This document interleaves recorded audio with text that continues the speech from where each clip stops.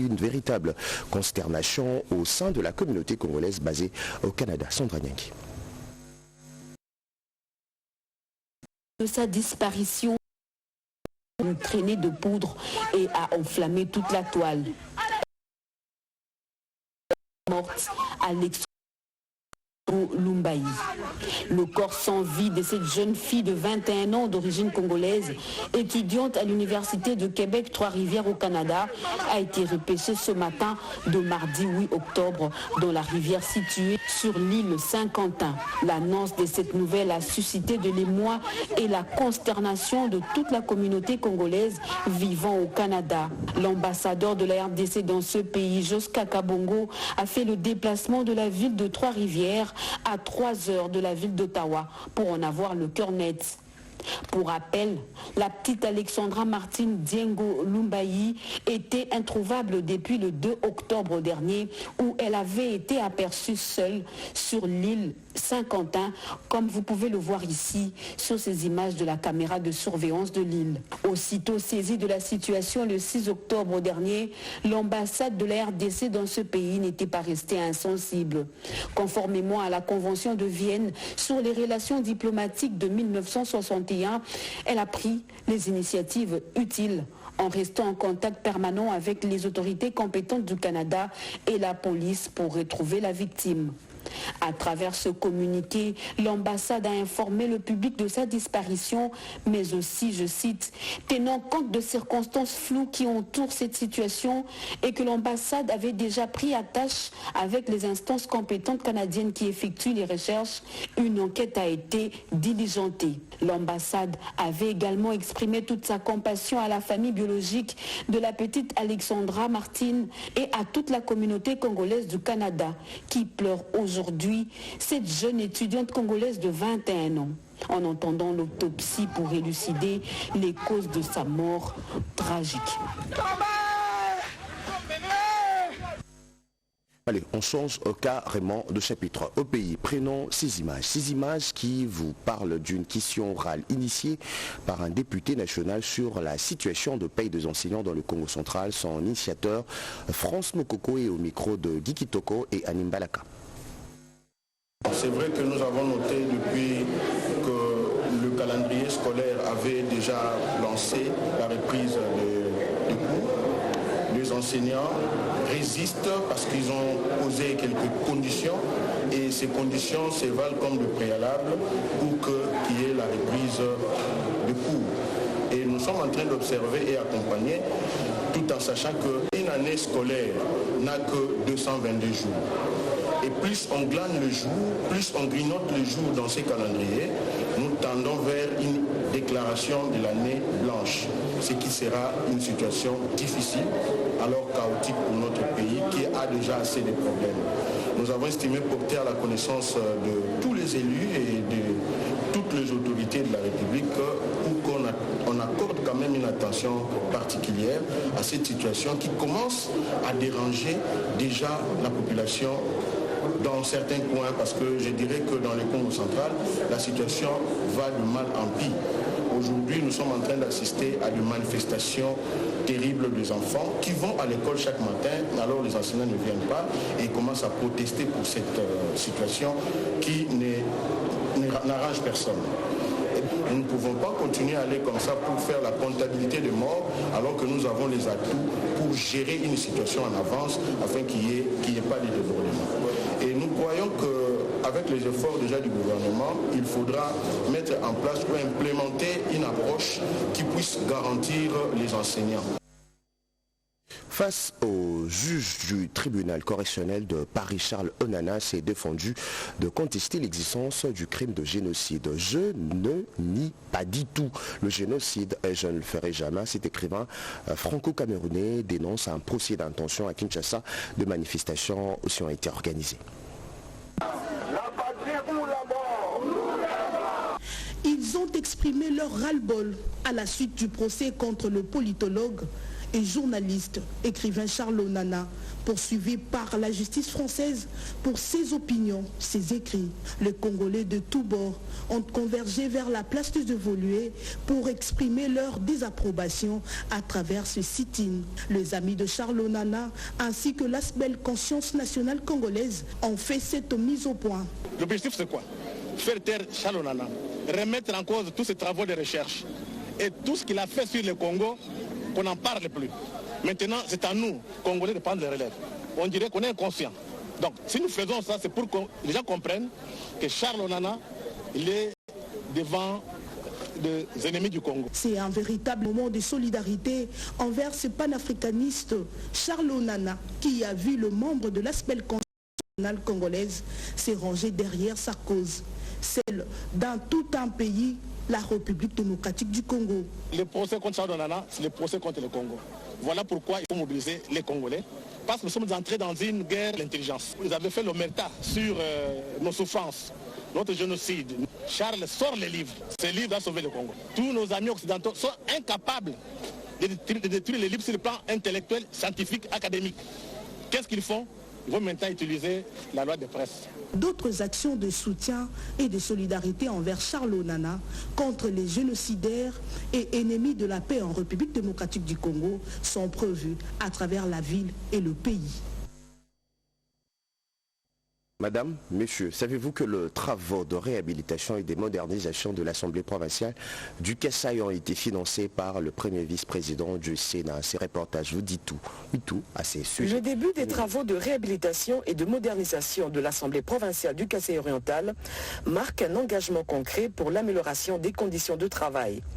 Lors de ses vacances parlementaires, le premier vice-président du Sénat, José Kalala Wakalala, avait promis aux députés provinciaux de réhabiliter et équiper l'Assemblée provinciale du Kasaï oriental. Ce geste de ce digne fils du terroir témoigne de sa volonté d'agir concrètement pour le développement de cette province qu'il a choisi pour la représenter au bureau de la Chambre haute du Parlement. Pour Willy Mouya, président de l'Assemblée provinciale du Kasaï oriental, c'est grâce à l'implication du sénateur José Kalala que les travaux ont enfin débuté, ce qui marque un pas important vers la modernisation des infrastructures locales. Nous n'avons pas trouvé de bonnes conditions de travail à notre arrivée. Heureusement, l'un de les premiers vice-présidents du Sénat, José Kalala, a accepté de tout réhabiliter de la salle de plénière jusqu'aux latrines.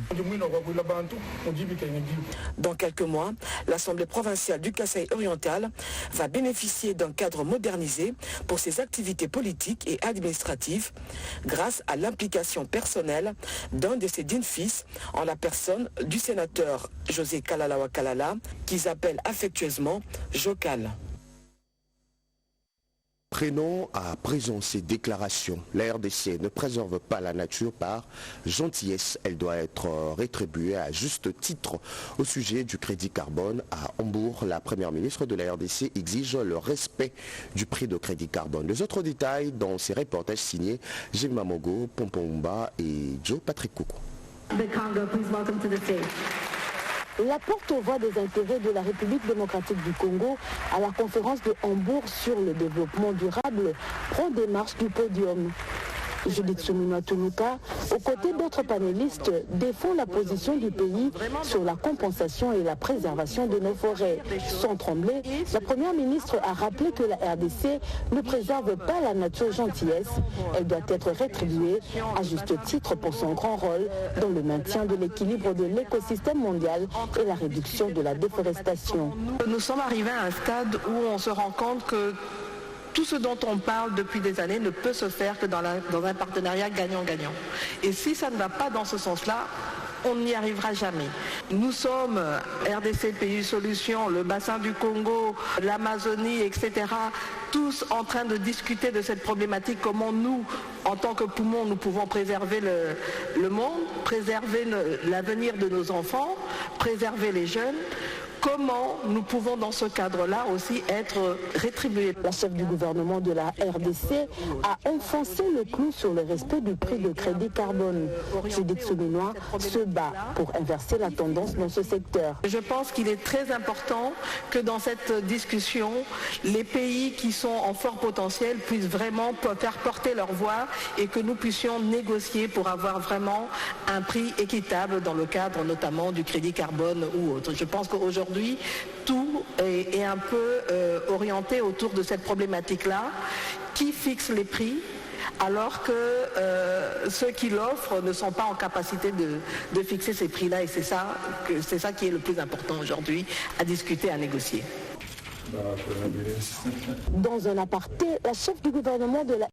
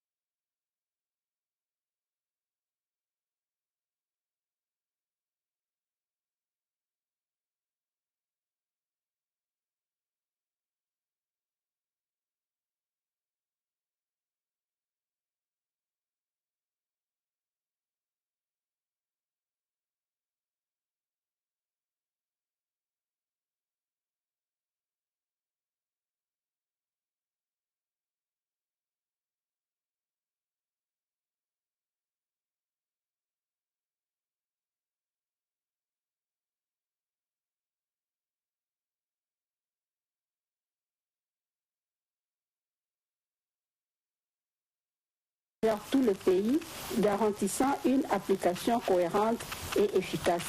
Ces avancées montrent l'engagement de la République démocratique du Congo à protéger les droits des enfants et à créer un environnement sûr et on ne parlera pas d'un arsenal juridique assez fourni sur la protection de l'enfant avec différentes conventions et aussi des protocoles signés par notre gouvernement, des stratégies, des normes et standards, etc. Pour la circonstance, plusieurs exposés et discussions ont souligné l'importance d'unir les efforts pour améliorer la situation des enfants et leur prise en charge dans le pays en se basant sur l'évaluation de l'âge, l'identification et l'accréditation des assistants sociaux, des familles d'accueil transitoires et des travailleurs parasociaux. Tout à fait autre chose, le ministre de Pétantique a échangé avec une délégation de la Société financière internationale dans le but de réduire la fracture numérique en fournissant un réseau de télécommunications stable et fiable. Le développement des compétences digitales et des infrastructures numériques considérablement l'émergence de l'économie et la création des emplois en République démocratique du Congo. Ces projets cruciaux pour les gouvernements congolais étaient au cœur de la séance de travail que le ministre des Postes, Télécommunications et du Numérique, Augustin Kiva-Samaniba, a eu avec une délégation de la Société financière internationale IFC, qui est une branche du secteur privé de la Banque mondiale. Pour Mme Marie Porter-Peshka, directrice Afrique de l'Est qui a conduit la délégation, l'IFC a pour objectif d'étendre et de développer les marchés en Afrique afin de créer de l'emploi et les opportunités pour un plus grand nombre dans les domaines numériques et digital. Et pour y arriver, la Société financière internationale est venue solliciter auprès du ministre des Postes, Télécommunications et du Numérique un partenariat public-privé. Nous avons eu un dialogue très constructif avec le ministre, son Excellence le ministre des Télécoms, au cours de laquelle nous avons pu discuter du secteur des télécoms et ce que la Société financière internationale peut faire pour apporter son soutien à l'essor de ce secteur en RDC. Elle tient tout d'abord à souligner le fait que le secteur des télécoms est un secteur crucial aussi bien pour la RDC que pour la Société financière internationale. C'est un secteur qui est sous-jacent et qui permet l'essor d'autres secteurs et c'est la raison pour laquelle la Société financière internationale travaille en étroite collaboration avec le secteur privé. Cette rencontre illustre la volonté du ministre Kiva-Samaniba de réduire la fracture numérique en fournissant à la population congolaise un réseau de télécommunications stable et fiable. À Kinshasa, 2 experts africains et partenaires technologiques ainsi que financiers ont partagé leur expérience sur la conservation et le marché carbone. Objectif, promouvoir la participation de communautés locales aux initiatives de conservation. Rodépana.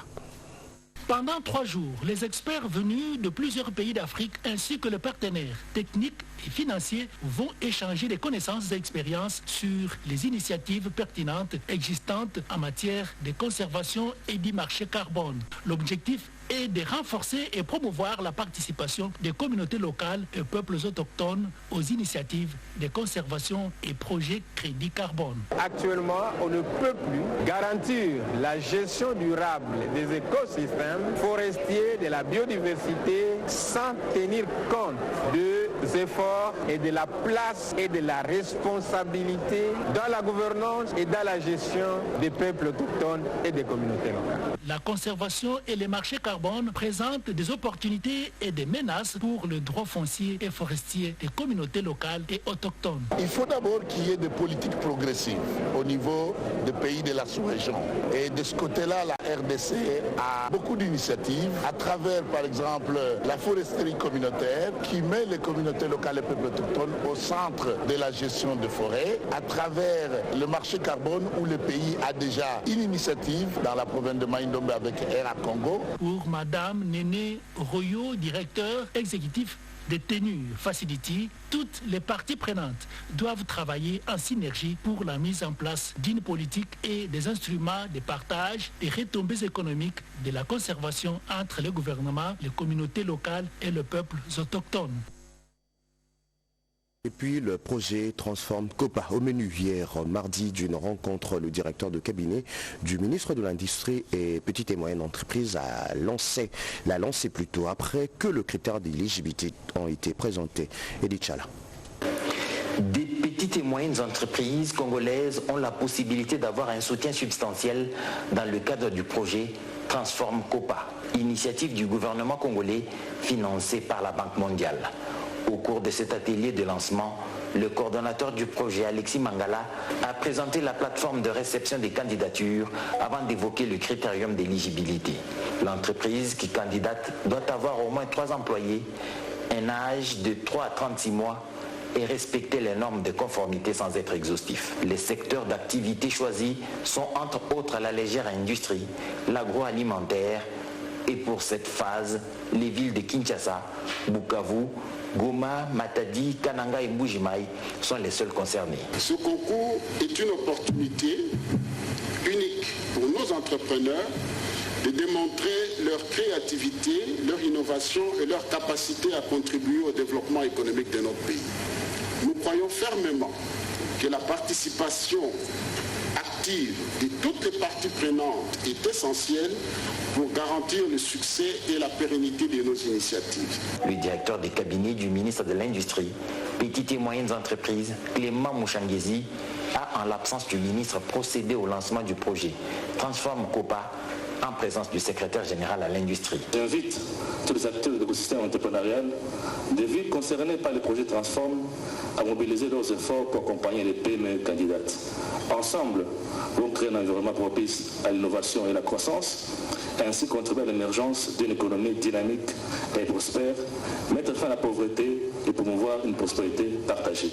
Les consortiums Deloitte, l'AF Entrepreneuriat et Kivu Entrepreneuriat est chargé de l'encadrement des entreprises qui candidatent. Et puis ces titres avant de nous quitter, le gouverneur du Congo central a lancé le travaux de modernisation de la route Kimpese. Il a annoncé également la construction de le jours à venir d'un centre de santé et d'une école moderne au village Lovo.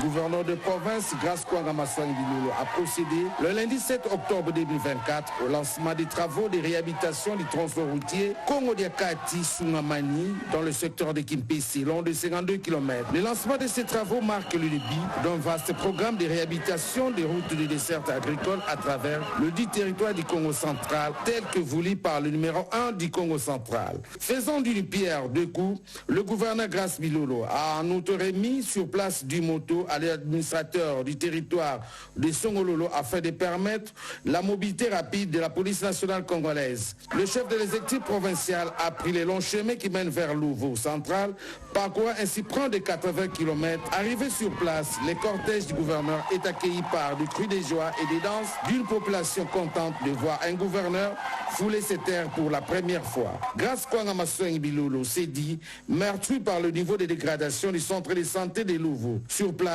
il a ordonné la construction de nouveaux centres de santé et d'une école moderne. En attendant, il a remis un lot important de matériel sanitaire composé de médicaments, matelas, microscopes, pour ne citer que cela. Le gouverneur a promis de revenir dans quelques mois pour l'inauguration du nouveau centre de santé ainsi que de la nouvelle école. Très proche de la population, le gouverneur Grace Kwanga Maswangi Bilolo marque ainsi une nette différence par son pragmatisme et sa volonté à répondre aux besoins de la population. Merci à Pécho Moubenga, Mamita Bangoulou, José Dimonekene, Gabi Konga et Alain Galia pour avoir réalisé cette édition. Merci aussi à vous de nous avoir suivis. Retrouvez Emendaya à 13h30 pour de nouveaux titres d'actualité. Je vous retrouve demain à 7h.